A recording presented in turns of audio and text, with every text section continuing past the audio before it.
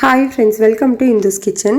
இன்றைக்கி நம்மளோட சேனலில் வெங்காயமே யூஸ் பண்ணாமல் ரொம்ப டேஸ்டான கார சட்னி எப்படி செய்கிறதுன்னு பார்க்கலாம்.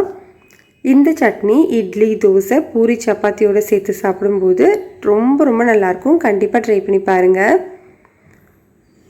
இந்த சட்னி செய்கிறதுக்கு ஃபர்ஸ்ட் ஒரு மிக்ஸி ஜாரில் ஒரு 12 பல்லு பூண்டு எடுத்துக்கலாம். நான் இன்றைக்கி 10 வரமிளகாய் சேர்த்துருக்கேன். உங்களோட காரத்துக்கு ஏற்ற மாதிரி மிளகாய் நீங்கள் அட்ஜஸ்ட் பண்ணிக்கோங்க. 3 பெரிய தக்காளியை ரஃபாக கட் பண்ணிவிட்டு சேர்த்துக்கலாம். சட்னிக்கு தேவையான அளவு உப்பு சேர்த்துட்டு நல்லா ஸ்மூத்தான சட்னியை அரைச்சி எடுத்துக்கலாம். அரைச்ச சட்னியை தனியாக எடுத்து வச்சுக்கோங்க. இப்போ ஒரு பேனில் 3 டேபிள் ஸ்பூன் அளவு நல்லெண்ணெய் சூடுபடுத்திக்கலாம்.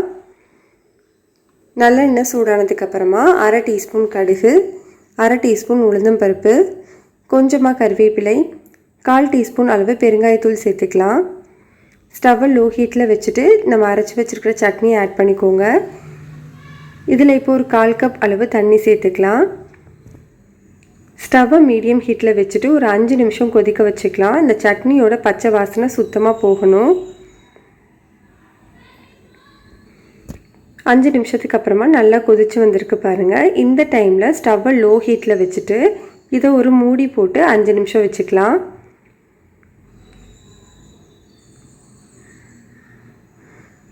5 நிமிஷத்துக்கு அப்புறமா பாருங்கள், நம்மளுக்கு எண்ணெய் எல்லாமே பிரிஞ்சு மேலே வந்திருக்கு பாருங்கள்.